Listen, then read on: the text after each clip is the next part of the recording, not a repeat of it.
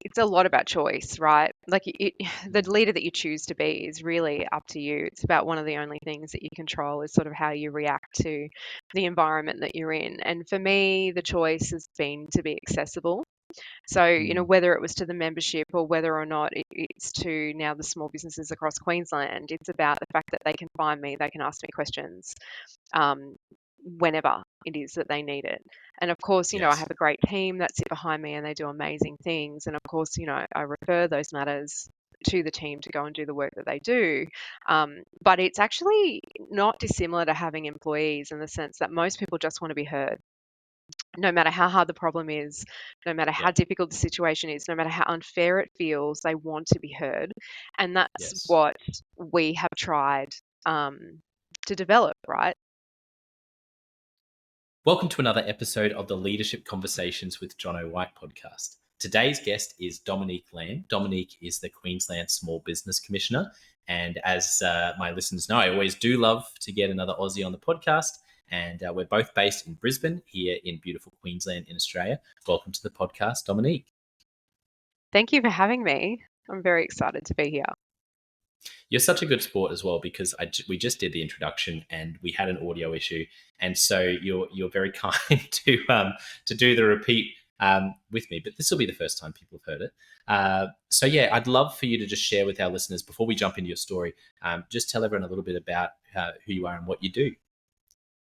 I'm the Queensland Small Business Commissioner, and most people have no idea what that means. But what it actually means is that I'm a statutory appointment. I sit under a piece of legislation within the Queensland government, and I have a team of people, half of which are our assistance team, and they provide alternate dispute resolution to the 495,000 small businesses across Queensland.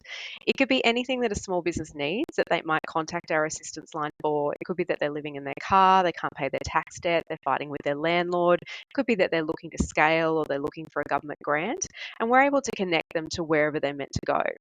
The other part of our team is our advocacy team, and that particular team advocates at a local, state, and federal government level. So it could be anything. It could be about opal miners in the middle of central Western Queensland. It might be about, beehive operators not being classified as primary producers in disaster. It could be someone having their license cancelled when they've been selling gelato on the same beach for 20 years. We are able to use our connections and use our influence to go internal to government and try and work out what's happening in that particular scenario and get a better outcome for both parties. Amazing. I love that. And I think, the way you unpacked that was, even for me, someone here based in Queensland, was great to understand a little bit more about what you do and your office does, which you must run into all the time. But I imagine people know exactly what you do when, like you said, they're a small business and they run into any of those different problems, and you come in there and really help them to solve that. It's a lifesaver for small businesses. We like to think so. I mean, in not all cases we get lucky, but we are able to facilitate, access to small business financial counsellors, restructures of small businesses. We're also able to connect them to people that, might be able to provide them with a bit of a guide. So currently there's 400 free mentors at a Queensland state government level on everything from social media to franchising to financial planning. And, you don't have to apply. You just sort of get match made to where you need to be. And so we make sure that sort of small businesses don't get lost in sort of the ether or in all of those websites and all of that information that's out there for small business owners. Love that. It's so cool what you do, and I think I'm just so lucky to live in Australia and here in Queensland to have amazing people like you doing things like that, which I know listeners from different parts of the world will be thinking. I wish we had someone doing that where we are. So let's jump into your story. And the first question I ask all my guests, I'd love to know for you, as a leader, if you look back at your childhood, and it can be when you were really little. Like I remember someone sharing who's started a bunch of different organizations. They shared about when they were 5, how they were pretty short on money as a family. So they would take what they had, buy candy, and then resell it at school, take the cash from there, buy some for themselves. And I was like, at 5? So it can be something like that, or it could be even as a teenager. But what's something that you look back on and think, oh yeah, that was a key moment that shaped me as a leader? Look, I think for me, I grew up in a single mother family, right? Primarily raised by my very, very Dutch grandparents. And my Oma and Opa were always quite, entrepreneurial. They ran multiple businesses, they rescued multiple animals, rescued multiple children, and lived across continents. And for me, my grandmother was lovingly referred to as the general in our family. She was about 5 foot nothing, um, but nothing was ever getting past the general, right? And so her whole life really was about the concept of being fearless. It was about jumping even though you were absolutely terrified, and making the best of a bad situation. So I think that there was never any option for me. I think that, I grew up knowing that the world was sort of my oyster and there was lots of things that I would be able to do. But I knew very, very early on that what I wanted to do was help people. Just generally, that Mm, is primarily what I was looking to do, was just simply help people. And I quickly realized that my talents really were very much in public speaking and English, and not so much in maths and science. It wasn't that I wasn't good at it, but it just didn't come as easy for me. And I think mm, that sort of ticked off doctor, right? It meant that I wasn't going to save the world and, like, cure cancer or anything like that. So I think early on I decided that I wanted to become a lawyer because that's how I would help people. But I suppose as we get into my story, you'll quickly realize how that just simply wasn't really going to work. So, yeah, yeah. I love the mention of your Dutch grandparents. My best friend, who was best man at my wedding, I was the best man at his wedding. His family is Dutch, and I just remember um, all the stories from about his Dutch grandparents. But also one of the things I most appreciated about him, and this is a bit of a stereotype about Dutch, which I also sometimes rings true or not about South Africans that I know, is one thing I appreciated about his Dutch family is they were pretty black and white, pretty direct, and I came from a I family that was pretty sit around a table and quietly, and then things don't get talked about until they kind of one day when they do. So I found that was one thing I loved about his family, was watching in awe as they had these kind of super robust discussions, but then all loved each other still. Oh, look, and I think, I don't know that it is a stereotype. I think that, and I'm going to say that as sort of my mother is a migrant. She migrated from Holland, with my grandparents, so many years ago. I mean, I think we sort of wear it as a badge of honor that we are really direct about things, that we have opinions. And interestingly for me, growing up, I always had an opinion about absolutely everything, and that opinion was valid and heard and debated, across our dinner table. What I had not realized was, once I left that nest and once I sort of went out into the world, sort of post high school and into university, was that opinions are not valued everywhere. And in fact, most of the time, people don't want to hear direct opinions, particularly if it's not consistent with either, where they want to go or what they think is happening. So, it certainly, you can wear it as a badge of honor. Sometimes it smacks you in the face, though. I remember I had someone who had a similar upbringing in a team I was facilitating one day, who I went around and said to everyone, "So who found that really uncomfortable?" Because we'd done a bit of a conflict exercise, and everyone's going, "Yeah, really, me. Oh wow, that was tough." And we got around to this person, and he looked around at everyone, and he was like, "Did everyone else find that really uncomfortable? That was really normal. That was like, I found that actually completely comfortable." And that for him was the first time he'd realized, which I think was a positive. And I do think it's actually a real gift, as someone who can struggle with conflict when I'm the one in it. I can facilitate it all day, but if it's me in it, man, I find it really hard. Um, and yeah, he was like, that was his epiphany, that not everyone found that as comfortable as he did. Yeah, I think that's very true. I mean, I think when you grow up in it and you, experience it on a daily basis, you almost become immune to it, right? So you're just quite comfortable with people having very different opinions to you. But I think if you weren't, um, necessarily in that space, and also I think it's a muscle, right? Like, if you don't practice it, Yeah. like, you might be good at facilitating sort of conflict resolution and things like that now, but if you stop doing it for 2 years, it becomes a bit clunky. And I think it really does depend on, what you force yourself to lean into on a regular basis, right? You've got to keep practicing. You've got to keep True. extending. and sort of pushing, to evolve. I think, anyone can stay stagnant. Yeah, that's true. Absolutely. I love that idea that it's a muscle. I have to ask more about, your amazing, like you said, in terms of, your mum and your grandparents. Are there any particular moments that come to mind around entrepreneurship, around leadership, with how they dealt with something, or phrases they always said that have really stuck with you around that pop into your head?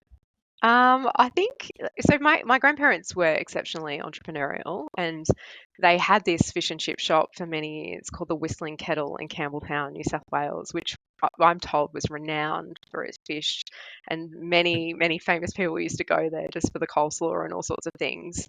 And I guess, that wasn't their only business. Like, I feel like my grandfather was working all the way until he was, into his 90s as a handyman doing all sorts of things, because I think that they were just that way inclined. It was always about sort of hedging bets, planning for the future, planning for what might be hard, planning for what might not be so hard, and then also just keeping yourself busy, right? They weren't the kind of people that enjoyed um, mundane tasks. They didn't want to do the same thing every day, and they still enjoyed, I think, interacting with their community and being part of a community. My mother is similar in that she's always run businesses, particularly in retail. Has had her own sort of retail businesses amongst other things. Funnily enough, for me, it's not something I ever want to do.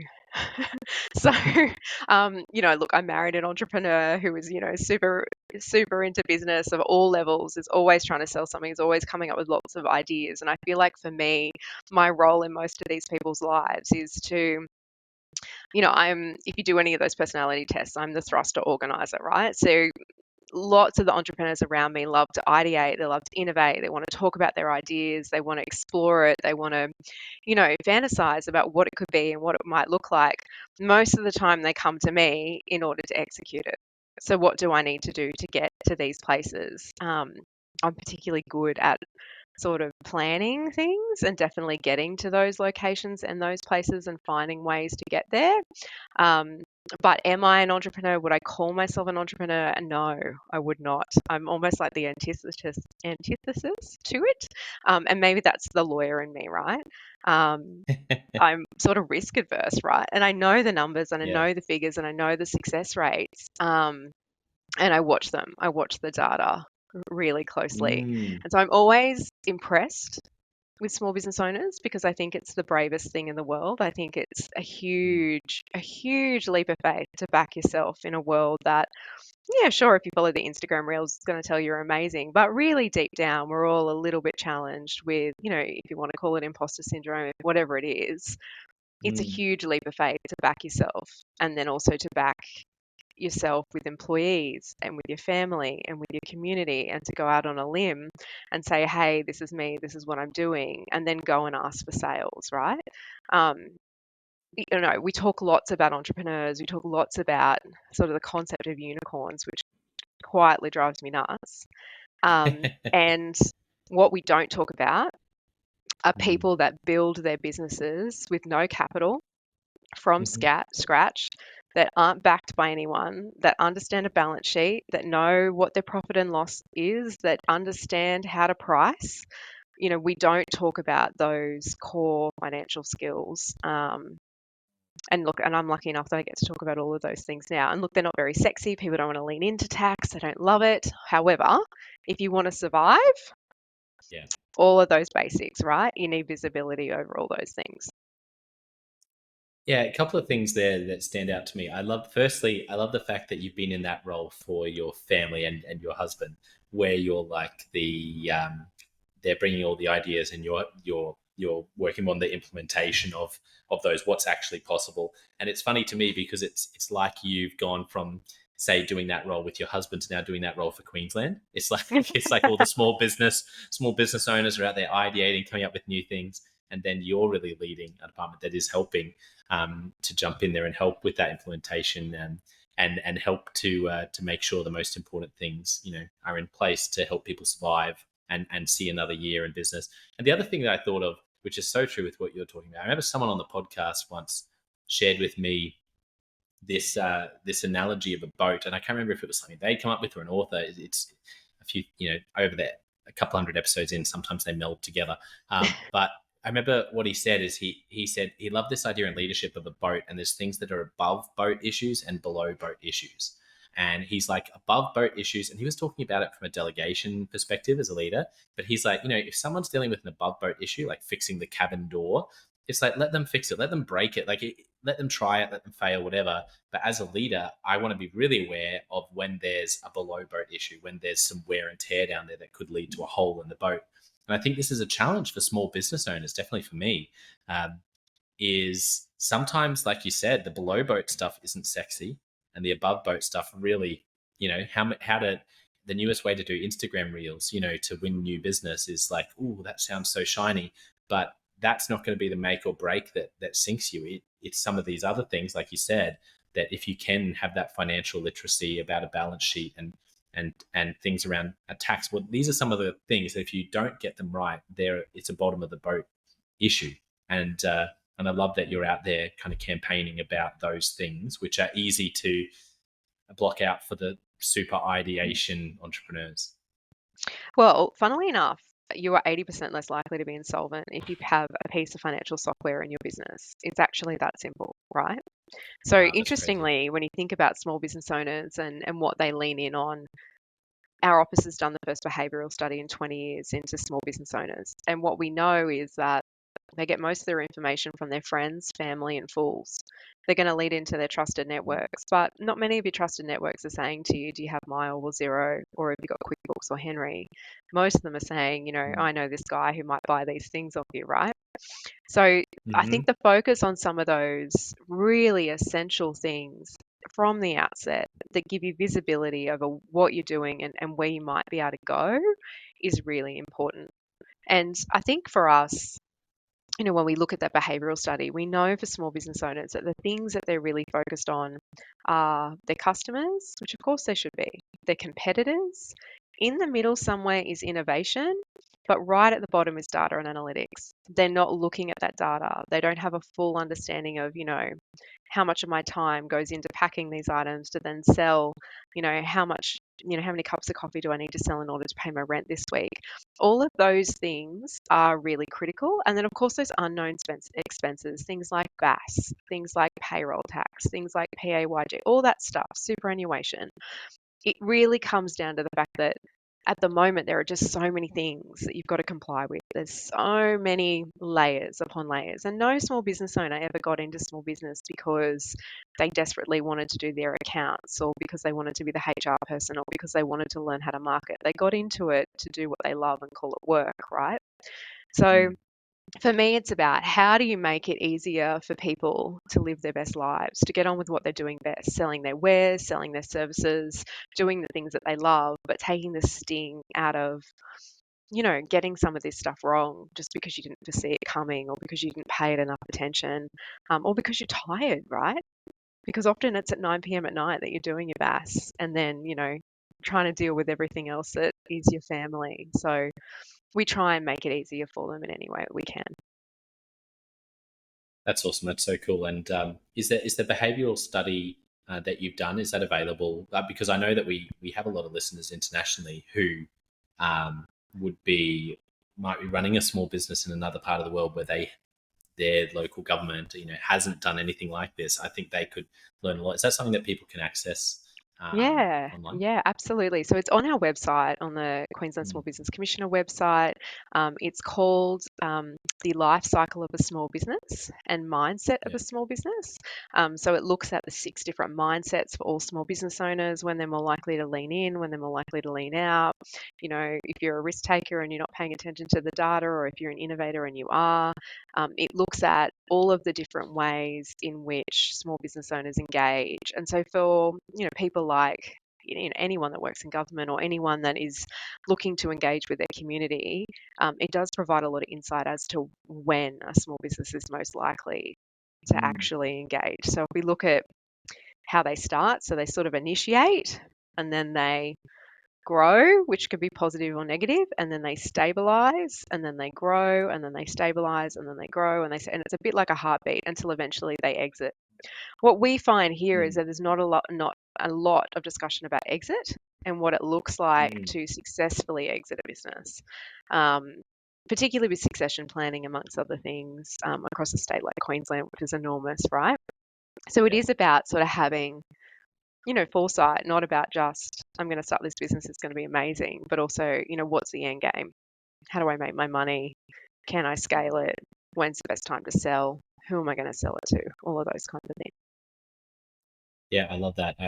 I'm working on my next book at the moment, which is called "Replace Yourself: How Hmm. to Transform Your Organization Without Overwhelming Your Staff."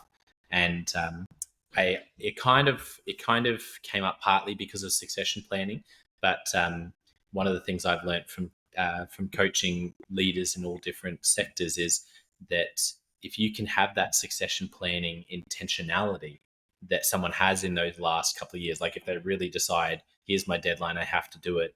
But often that's not long enough because sometimes it pops up with 6 months until you just hit a wall where you want to get out.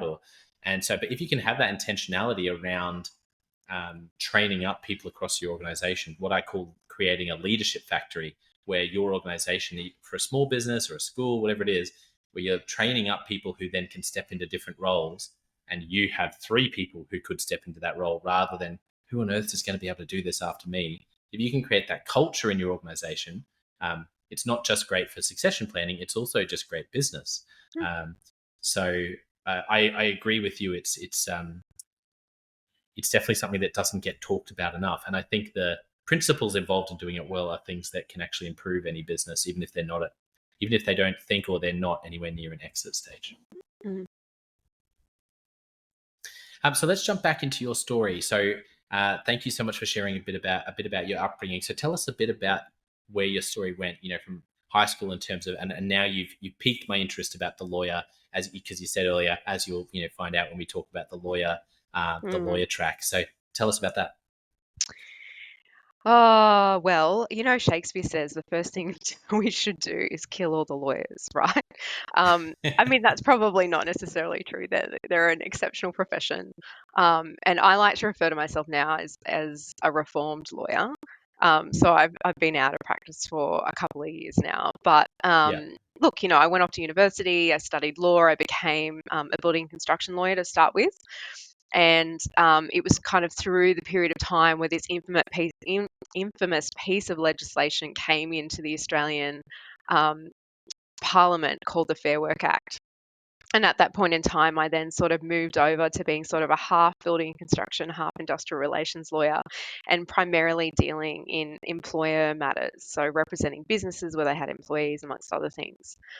From there, I ended up becoming the head of a legal practice known as the National Retail Association's Legal. And I was looking after legal matters for retail stores sort of across the country, anything sort of, anyone that I think our membership at the time had at something like 60,000 shop fronts across the country, anything from mum and dad and a pizza shop through the top end of town, everything in between. So, varied industrial relations work. And at that time, the CEO that I was working with, who I thoroughly enjoyed working with, he was pre-selected to federal politics and so left. And of course, when you're campaigning, you can't typically hold other roles. And the board, in its infinite wisdom, decided that I should become the CEO of the National Retail Association. So I refer to myself lovingly as the accidental CEO. I had absolutely no intentions of wanting to run a business. I did not want to be a CEO. I had absolutely no faith in my abilities that I could do it. In fact, I am pretty sure at the time I'd put forward something like 3 other candidates to take the role, so it absolutely wasn't me. um, and I think even when it all sort of came down, I still was confused about it all. And I remember being pulled into our acting CEO's office, and he was like, "What are you doing Wednesday?" And I was like, "Nothing, I'm good." And he was like, "Oh, good, because you need to do media." And I was like, "Okay, what are we doing media about?" He's like, "Your appointment as CEO." Like, I had completely missed it. I'd completely missed that that's what their decision had been. So I went away and I wrote my own contract, and sort of 7 years later, I was still there. And I guess Wow. um, Ultimately, the National Retail Association is a union for employers. So if you're an international Mm. listener, you may not be familiar with unions, but typically they're associated with employees. And in Australia, there's sort of a couple of camps, right, where you've got a union that represents the interests of various industries, and they do a lot of industrial relations sort of advocacy, amongst other things, and similar with their employee counterparts. So I was on the employer side. And I guess in the course of that sort of 7 year period where I became the CEO, my skill set diversified quite significantly. So no longer was I sort of looking at, billable hours and finding commercial ways to resolve matters, or making or creating strategies around employee relations and sort of retention and retaining and all of those things. I was now looking across an industry which, in many respects had a skill shortage, that was fighting increasing wages across the board, and also a very, very complex modern award system. I was also working with governments around things like counter-terrorism, because the last 8 terrorist attacks had been in shopping centres, and looking at leasing and tenancy matters, and plastic bag bans, and then, of course, packaging, and then e-commerce, and all of these things that started to come on board. And I guess um, with the National Retail Association, I touched everything from import export, through to knife crime, juvenile detention, the employment of youth, looking at, how do you get more women into senior leadership positions? Because despite the fact that retail employs the largest number of youth in the country, it is about 51% women, I think, at the time.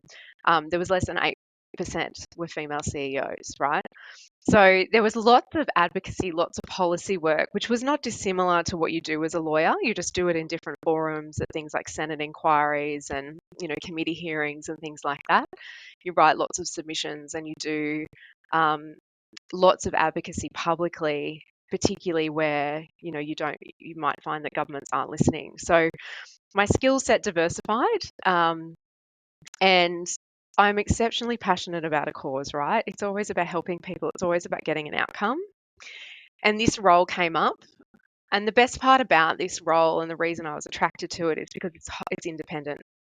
So it's less about, you know, membership fees. It's less about sort of who are the big players in your membership and who has the loudest voice, and, what about the little guys, and how do you find a sort of a measured way through the complexities of your own membership group.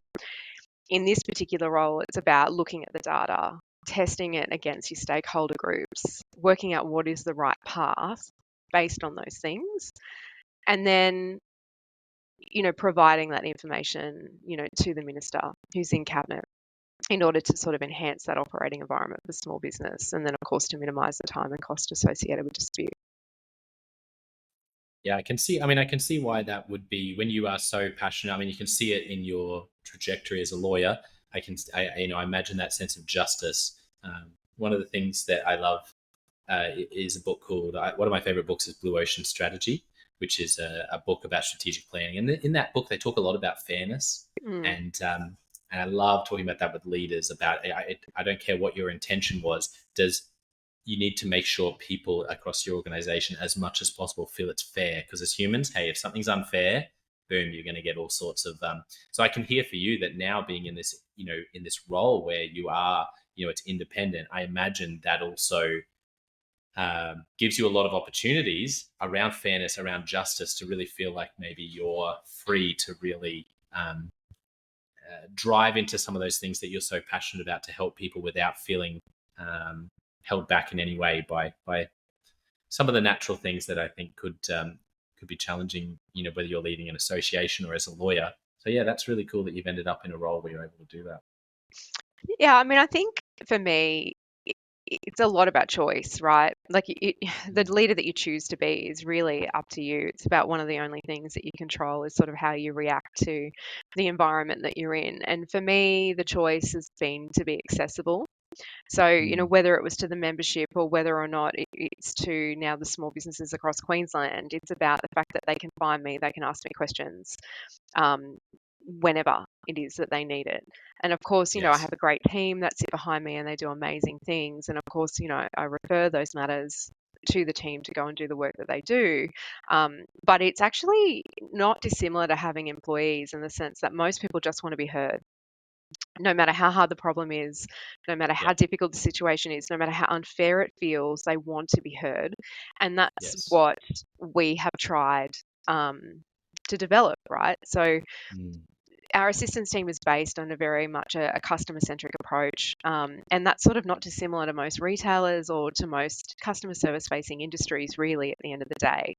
Mm. For us, the service that we offer is often people in great distress and having, Mm. a really difficult time. And most of the time, the relief in just having someone listen to them and then provide them with some guidance around that has huge effects. So at the moment, we resolve matters in about 74% of cases in under 30 days for $185. And in the last year alone, we reduced the Queensland Civil and Administrative Tribunals volumes by 65%. I have a team of 6 people that do that work, and we've done over 10,000 matters since our commencement.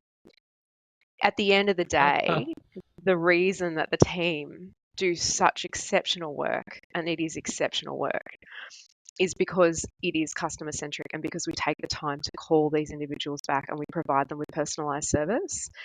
And in the last 12 months, that team's won 2 national awards for their approach, right? It's not rocket science. It's actually not that difficult, but it's a choice that we made.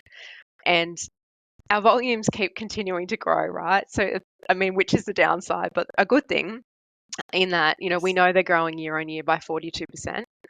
And our Mm. team hasn't grown in size. And so we've had to look for efficiencies that don't Mm. erode the customer service that we provide. Yeah. Because we know the return, right? Like we've looked at the data. We are now analyzing, like we know how long it takes to deal with an inquiry versus, a mediation. We know that we've saved small business about 13,800 weeks in court last year. We know that we've saved them about $17.6 million. And those numbers are great for our own purposes and to map and to project and also to plan. But in some respects, where I think we don't always get to hear the end of the story, it's also rewarding for the team, right? So, as much as our small businesses that come through want to be heard, and that's what we're there to provide, we also need an outlet for that team who, in many respects, experience vicarious trauma. Mm. When they get really upset people on the phone or who are in a terrible situation or who feel hopeless, for many of our team, we've had to look at, how do we support them in what can be a really difficult environment at times, and how do we give them more tools so that they feel equipped to help, because that's ultimately what we're here for. Yeah. Wow. Those are amazing results. I want to jump into Leadership Express to ask you some questions, but I have a couple of different questions first because I just love the journey you're on and where you are now. So there's a couple of questions I want to throw in there really fast to kick us off. So the first thing I want to know is, I just really loved the story about you becoming the accidental CEO. That's so cool. So if you could go and sit down with Dominique in her first week as CEO, based on everything you know now, on the other end of those 7 years, what would be your advice to Dominique, or one big kind of aha moment now that you're on the other side of all of that you would give advice to yourself?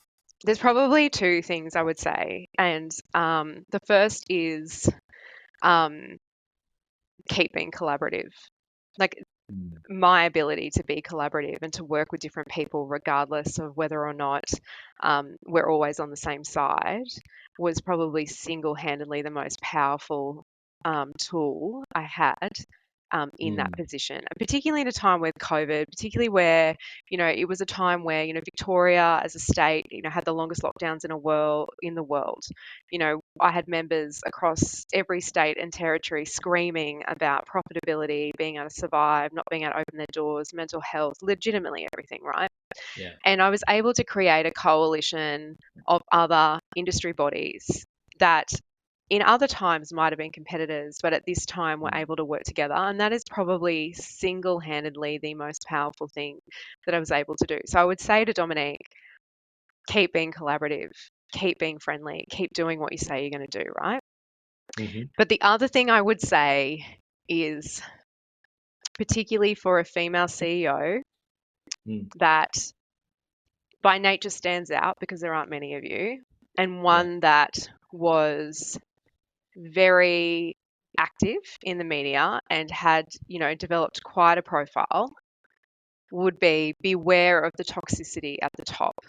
Most people Mm. spend their lives trying to climb to a certain position of leadership because they think you get there and everything is good. Everything is, you're untouchable, right? You're at the top. So, what problems could you possibly have? I think the realities are that the higher you rise, often there are more people waiting to see you fall. And the pressure increases because your responsibility increases. And for me, I became intrinsically aware of the lives and the responsibilities of the employees within my space. I think that the one thing in terms of learnings that was able to ensure that I was personally able to navigate that toxicity, because it's very real. And if anyone's ever read Julia Gillard's book about this, it looks at all these different female leaders and their experiences around things. The one thing that enabled me to probably survive that period of my life was actually the collaboration. It was actually about this concept of staying very true to your core values that are yours, not the ones that you develop because, you've decided you want to be a CEO or you want to be a partner of a firm or you want to do all these amazing things. The ones that you develop because when people talk about you, you want them to describe you in a particular way. Um, Holding yourself to those values is really essential. But then on top of that, um, having a key circle of people that are not only your cheerleaders, but also truth tellers, that are prepared to stand with you when things are difficult, that you genuinely respect, is something that is essential. Because at the end of the day, I always talk about, there's this sort of thing floating around on the internet at the moment about if you get bitten by a snake, you're not going to chase the snake down and ask it why it bit you. And understand why did it do that? Like, it's not going to make you feel any better, you've still been bitten by the snake, right? And so i Oh, think i think I at haven't heard that. times I That's think at funny. times, like, that's the important part, right? You're going to get bitten by Mm. snakes, but you've got to let the venom go through. You got to Mm. pull yourself together and keep going. There's absolutely no point in chasing the snake down to ask it what its thinking process was and get an apology. It's not going to make you feel any better, right? So it's about, how do you deal with the venom? So for me, it's about, having that core central group of people in your life that mean more to you than this so-called title, that mean more to you than all of the things that are happening. I always find kids are Yeah. really grounding, right? Like when I'm Mm. in my laundry doing the washing, terrible things are being said about me, God knows where, right? Whether it's in Parliament, whether it's in print newspaper, whatever it might be. I'm always just like, why would you bother? I'm just this mum doing a washing on a Saturday morning. Like, I'm no one, right? And there's something about that. It's something about just Mm. knowing who you are and what's important in life. And if you don't lose that, I think navigating what happens when you get to that top bit is really important. Wow. I wish I could just bottle everything you just shared there, and well, I can. I can take the recording, and I can, I can split. It was so good. So many things I could say about that, but just wow. I think there's so much of your story in that as well. That's really profound. So thank you for sharing that. The other thing I have to ask that popped into my head: say we've got a listener running a small business in some part of the world where they're very unsupported by their government, and they're really doing it from scratch, but in a setting where they're particularly on their own. I'd love to know, if they sat down with you and said, okay, what's the one thing that, if you could only tell us one thing to really, that you see the most, or that is arguably the most important from all the data you've seen about being successful as a small business. If you had to pick one thing, what would you say? The one thing is definitely getting visibility over your finances. So looking Mm. at all of it, like what's your pricing structure, when's your tax due, all of those things. Having a constant visual on those things is probably the sole thing you will do within your business that will keep you afloat no matter what. But the second thing I would do would be also to join either a chamber of commerce or an industry body that is specific to your area, and to learn from those people. So lean into people that have done it or that are doing it, understand, what are those barriers and why is that hard, and then look at it, in your own business. Never just implement something because everyone else is doing it. Always make an assessment based on what you're doing and what that looks like. Yeah, great pieces of advice. Okay, a couple of our typical questions. This one, Tim Ferriss uses a lot in his podcast, and you might hear a couple of those, but I just really love the questions he asked. What book have you gifted the most to others? What book have I gifted the most to others? Or if you're not a big book gifter, because I mean, it is a pretty digital book, what do you recommend the most? Oh, that's such a hard question. So my other degree is in English literature. So this is a very, This is very hard mean. question. This is very mean. Yeah. Yeah. So for me, the book that I recommend most is Play Like a Man, Win Like a Woman, which is sort of a guide for, female leaders. But I found it to be very helpful just in terms of calling out, I think, what some of the realities of just sort of what you're dealing with, and breaking it down into things that you can control. But I do think other books that people should read are probably the book Thief, is what I typically gift to people. And I mean, really, it's a humanitarian story, right? So it's sort of about always keeping that humanity about you, even in the hardest of times. Love that. They're such both great recommendations. Thank you. Okay, this one, do you have any favorite questions that you ask in a one-on-one, in a team meeting? As a lawyer, I know, one of the things I imagine you do a lot of as in your, like you said, time as a lawyer is asking questions, but also now in your role, are there any where you think, yeah, that's a bit of a go-to Dominique question to ask? Well, I always say, tell me about your business. I mean, I think that's probably the stock standard question. But the one that I like to answer is to tell me about your interests outside of your business. Tell me about your life. And I think that's often more telling as to the why in what people are doing or why something's more important. Yeah. And for me, it's always about understanding, right? If I can understand your motivation, then I typically can understand where you're going. It's not for me to tell you why you're doing something or how to do it better, but to facilitate sort of your journey on that. Because I think, like most things, people have to take control over things. So it's really a matter for them. You need to understand why, before you give them a whole heap of more work to do. Yeah, absolutely. Yeah, next question. Now, this one could be fun or it can be serious. It's up to you. I've had Golden Girls as the answer to this before. A movie or TV show that really impacted you? Oh, my favorite movie of all time is Silence of the Lambs. Yeah. Okay, I'll tell you why. So I don't sound like I'm psycho, but the reason for it is because Anthony Hopkins, in the development of Hannibal Lecter, used to sit and watch lions. And what he understood was the power of silence. He spends a lot of time saying nothing, but you're absolutely terrified of him. And so I think that there is something in that, the ability to be silent when people want to keep talking, because they tell you all sorts of things that you didn't ask to hear. Yes. Wow, I love that. I've never thought about weaving Silence of the Lambs into some content about listening, but I think now you've given me an idea to do that. And what a great movie. Just one of the best. Yeah, love Silence of the Lambs. Okay, last question. And now you can repeat what you said earlier, but I usually end with this question anyway, or it could be something different. If you could only give one piece of leadership advice to a young leader, what would you say? I would say, in the words of Dolly Parton, I've never quit trying and I've never tried quitting, because it's going to feel like that on many, many days. You just got to keep going, right? And I think that, I like that. that's the advice.